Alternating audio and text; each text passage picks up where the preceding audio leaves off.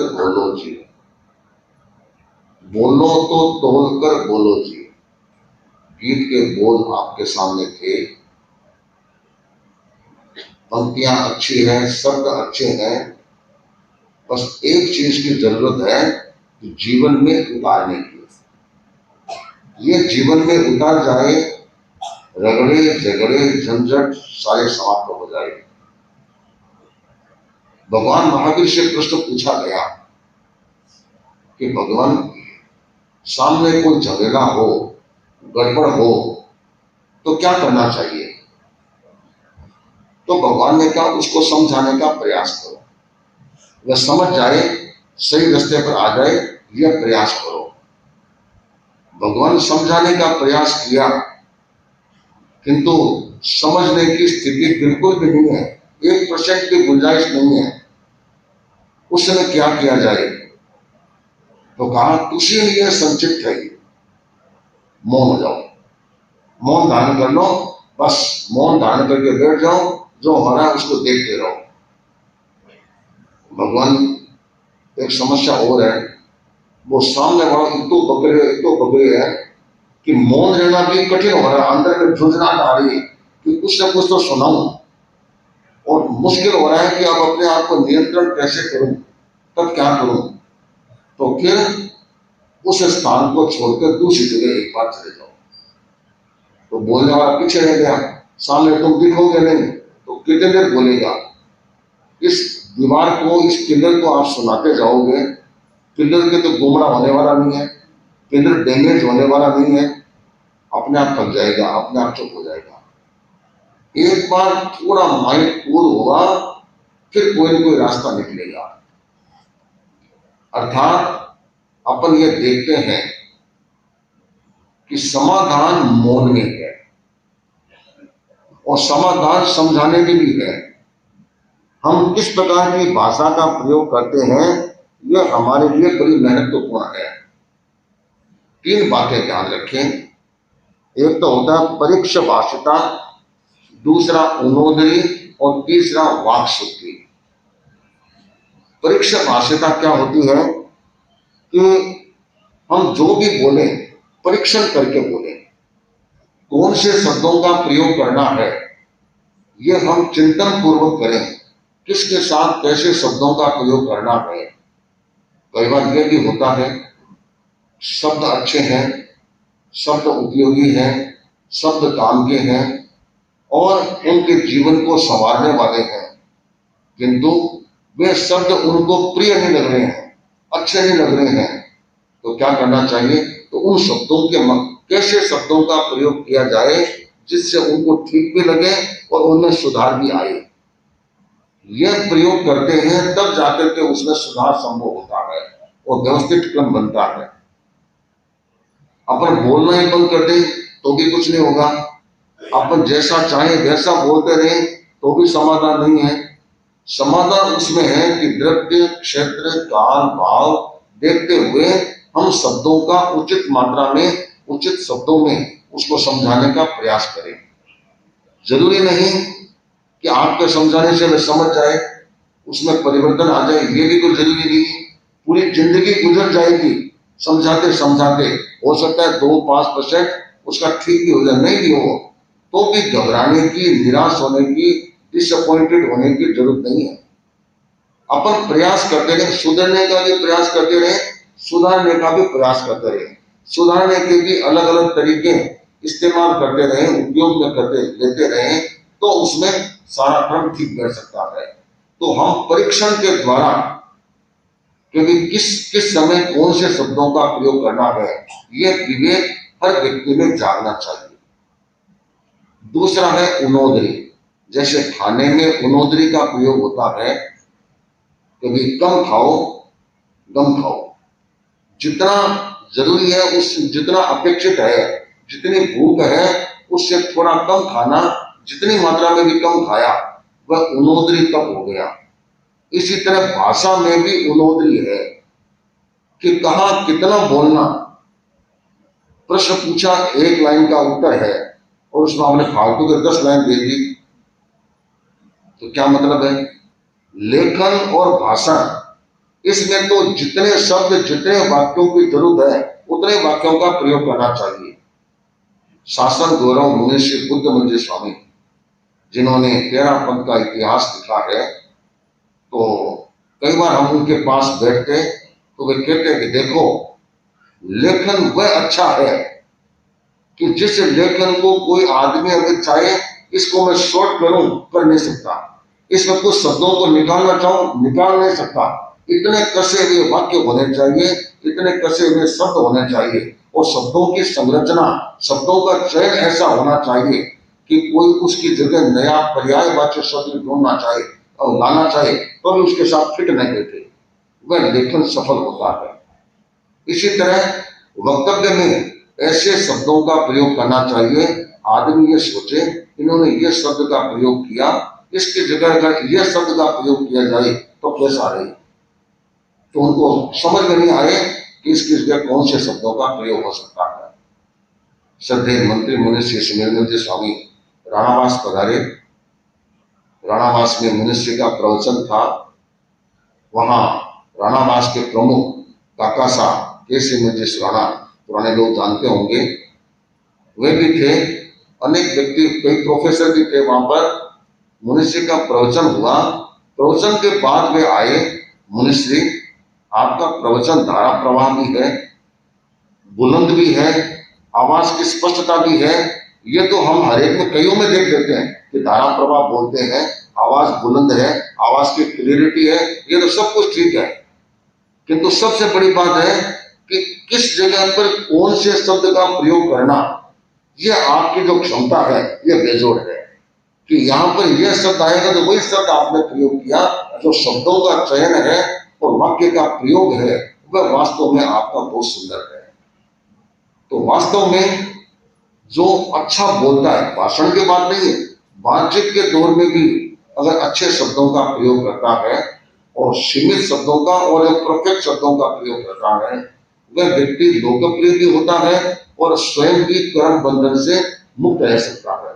अच्छा भाषण देना, अच्छा वक्तव्य देना, ये भी एक दिन में नहीं आता है, निरंतर अभ्यास करना पड़ता है।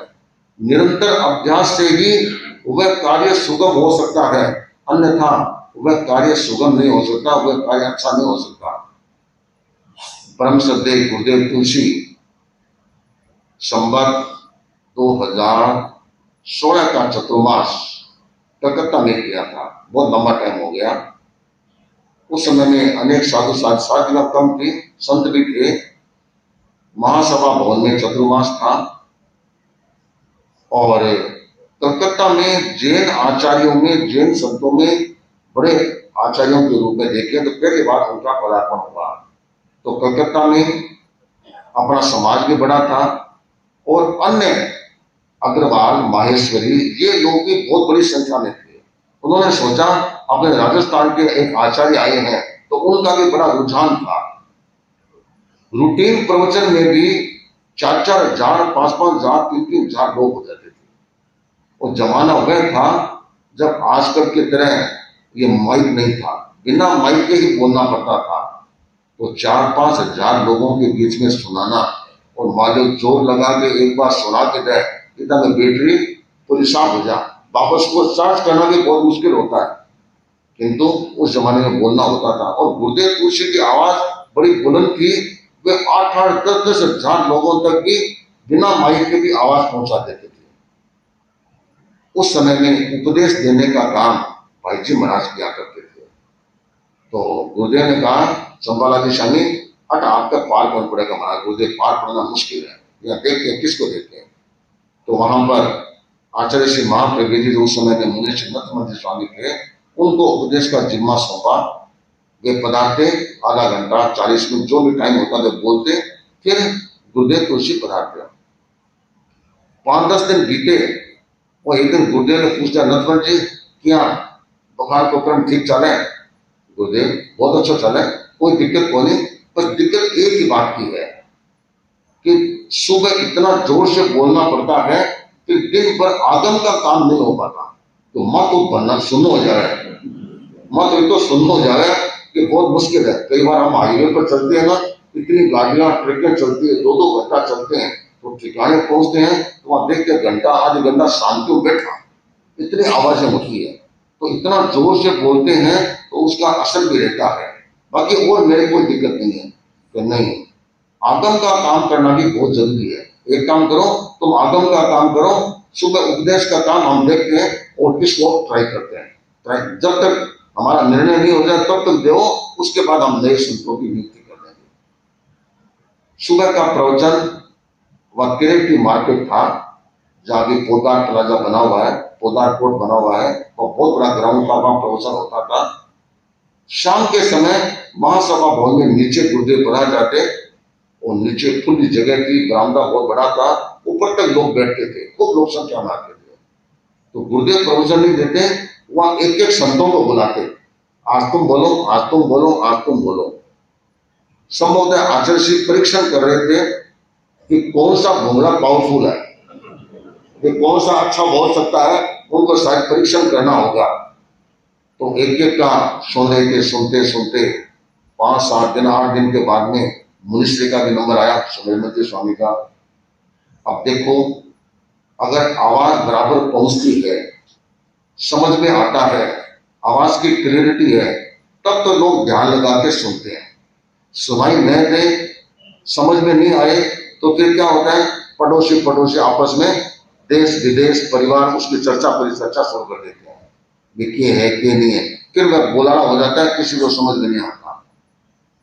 जब मुनिश्री खड़े हुए, जवान भी थे, आवाज बुलंद थी, वर्षों से प्रवचन न्यारा में थे, तो वर्षों से प्रवचन भी देते थे, और मुनिश्री की आवाज फिर छत तक पहुंच गई। ऊपर से नीचे तो आवाज पहुंच सकती है, पर नीचे से ऊपर तक पहुंचाना बड़ा कठिन होता है। तो आवाज इतनी तेज आई, लोगों को समझ में आया, पूरी परिषद शांत हो गई, जिसको अपने बोलते हैं पिन ड्रॉप साइलेंस, एकदम साइलेंस। गुरुदेव ने भी देखा, गजब, आज तो पब्लिक एकदम शांत है, कोई आवाज नहीं, एकदम शांति सी है। गुरुदेव ने पूरा सुना। गुरुदेव ने सोचा, कलकत्ता के लिए जो भोंगड़ा चाहिए, ये भोंगड़ा पक्का है। भोंगड़ा समझ गया ना, पहले लंबा लंबा होता, आजकल तो ये डब्बे जैसे आ गए, उस जमाने में इसको भोंगड़ा बोलते थे देसी भाषा में। स्पीकर बहुत अच्छा है, आचार्य ने कुछ नहीं कहा। अगले दिन सुबह, क्योंकि पुराने जमाने में पंचमी समिति के लिए बाहर जाते थे, तो पास में हुगली नदी है, वहां के किनारे किनारे जाया कर। सुबह सुबह 5-7 साधु आज्ञा लेने आए, अरे समेरा सुन, आज प्रवचन में साथ साथ चलना है। सबने समझ लिया, आज इनका नंबर सुबह सुबह आने वाला है, और नथमल जी महाराज को ना कर दिया, आज तुमको आने की जरूरत नहीं है। गुरुदेव समय पर पधार गए, कहा समेरा तुम बोल। गुरुदेव कितने बोलूं, आधा घंटा बोल। तो आजकल तो ये मंच होता है, मंच पर खड़े होकर बोल देते हैं। वह मंच कौन सा था, 2 पाटे गाए हुए थे इधर उधर से, उस पर एक छोटा पाटा लगाया हुआ था, उस पर गुरुदेव गिराते, बाकी सारे के सारे नीचे खड़े खड़े बोलते थे, जितना पहुंचता है। पर एक सुविधा थी, लगभग सीटिंग वाले ज्यादा थे, कुर्सी वाले तो कोई एक तो मिले, विशेष नहीं थे। किंतु समय समय क्या फर्क पड़ता है। तो मुनिश्री बोले, 3 दिन तक साथ साथ पधारे। फिर कहा, अब एक काम करा, पूरे कलकत्ता प्रवास में सुबह सुबह उपदेश देने का काम तुम्हारा रहेगा। आधा घंटा तो निश्चित है, 40 मिनट की हो जाए, 1 घंटा की हो जाए, किंतु तुम्हारे को बोलना है। तो पूरे कलकत्ता 8-9 महीने का प्रवास था। मुनिश्री का प्रवचन, कभी कभी गुरुदेव इधर उधर पधार जाते, तो वहां जगह नहीं रहती, तो मूल प्रवचन इसी जगह पर होता, तो पूरा का पूरा प्रवचन ही मुनिश्री दिया करते थे। तब से मुनिश्री का एक सब जगह हो गया कि मुनिश्री एक अच्छे प्रवचनकार है। तो देखो, एक अच्छा वक्ता होता है, उसके पास कंटेंट भी अच्छे होने चाहिए, ज्ञान भी होना चाहिए, आवाज की क्लियरिटी भी होनी चाहिए, स्पष्टता भी होनी चाहिए, लोगों को समझ में आ जाए, ऐसे शब्दों का प्रयोग भी करना चाहिए। मैं मानो ऊंचा ऊंचा शब्द का प्रयोग करो, आपके ऊपर से ही निकल जाए, साउंड प्रूफ हो जाए, तो क्या मतलब, ऐसे शब्दों का प्रयोग होना चाहिए जो हर आदमी समझ सके, जान सके और ज्ञान हो सके। तो बोलना भी एक कला होती है कि कहां पर कौन से शब्दों का प्रयोग करना चाहिए। बातचीत के क्रम में भी, वाणी संयम के क्रम में भी देखें तो जितना उन्नति रखें, जितना अपेक्षित है उतना ही बोलें। इसके लिए हम आदर्श बना सकते हैं, परम सदैव आचर्षित हो।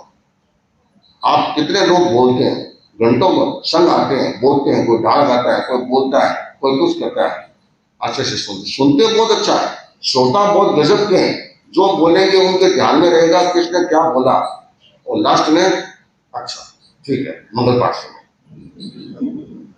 तो सोचा तो आचार्य से तो कुछ बोले नहीं, जो बोला उन्होंने हृदयंगम कर दिया। और कई कई बार पूछ क्या बोला आपने, वापस बोलना, तो कई बार वापस रिपीट भी कर देते हैं। ठीक है, आपके बात ध्यान में जैसा होता होगा। अच्छा, जितना अपेक्षित बहुत कम, लोगों को तो लग सकता है कि थोड़ा बोलना चाहिए, विश्व की कम बोलना है, ऐसा लग सकता है, किंतु अगर वे दिन भर बोले तो बोलते जाओ। पर बड़े आदमी होते हैं, उनको जितना अपेक्षित होता है उतना ही बोलते हैं।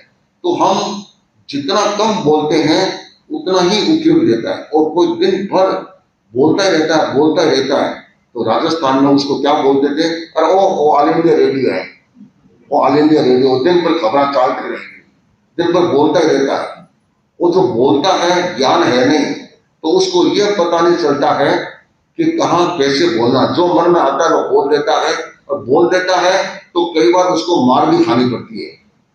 एक जगह कैंप लगा हुआ था और वहां पर कई डॉक्टर आए हुए थे, तो एक डॉक्टर भी आया हुआ था, वहां कई लोग बैठे थे, तो एक ज्यादा बोलने वाला उसने भी देखा आई है, डॉक्टर साहब आपका चेहरा देख करके लगता है आप तो लगता पशुओं के डॉक्टर हैं। हाँ हाँ, मैं पशुओं का डॉक्टर हूं, तुम्हारे को भी कोई इलाज कराना हो तो मेरे पास आ जाना। अब बोलो, उसने डेंगू में बोला उल्टा पुल्टा, तो उसको भी बराबर का जवाब मिल गया कि ठीक है, तुम्हारे को इलाज कराना तो मेरे पास आ जाना। अतः मैं पशुओं का डॉक्टर हूं तो भी पशु से कम नहीं है। अर्थात ज्यादा बोलता है, समझ में नहीं आता किसको क्या बोलना, तो उसके साथ ऐसा ही क्रम रहता है। तीसरी बात है वाक शुद्धि। वाक शुद्धि का मतलब है कि जितना कम बोलेंगे, व्यवस्थित बोलेंगे, उतना हमारे लिए अच्छा है। जो बिना मतलब बोलता है, अनावश्यक बोलता है, राजस्थानी भाषा में क्या कहते हैं, खीर में मूसल, तो उसको ऐसे बोलते हैं। इसलिए जितना विवेक के साथ बोलते हैं उतना ही उनके जीवन के लिए उपयोगी रहता है। अब प्रश्न आता है कि मौन कब करें। एक तो आप नींद सुन लेते हैं, उस समय मौन करते हैं, ठीक है, कोई इतना महत्वपूर्ण नहीं है। दिन में आप 1 घंटा 2 घंटा मौन करते हैं, महत्वपूर्ण है, कम नहीं है। 1 घंटा 2 घंटा आपके मौन रहा, यह भी बहुत महत्वपूर्ण है। किंतु मौन कब करें, इसके लिए भी 2 समय बहुत महत्वपूर्ण है। इन 2 समय में अगर आप मौन करेंगे, मैं मानता हूं काफी समस्याओं का समाधान हो सकता है। पहली बात, जब आप हाथ धोकर के खाने की टेबल पर बैठे, थाल लग गया, खाना आ गया, और जब पहला तवा लेना शुरू करें उस समय मौन कर लें, और जब तक चुलू न करें तब तक आप एक शब्द भी नहीं बोलेंगे, चेहरे पर कोई भाव भी नहीं लाएंगे। क्या होगा, शांति से रोटी खा लेंगे। नहीं तो खाना है, खाने में थोड़ा बहुत ऊंचा नीचा हो ही जाता है, कभी थोड़ा नमक ज्यादा पड़ जा, कभी थोड़ा नमक कम पड़ जा, फिर वह खाने वाले चिल्लाते हैं भाई क्या करता है, क्या करती हो, तो नमक ज्यादा डाल दिया, नमक कम डाल दिया। अब कई बार थोड़ा गड़बड़ भी हो जाती है, मिस भी हो जाता है।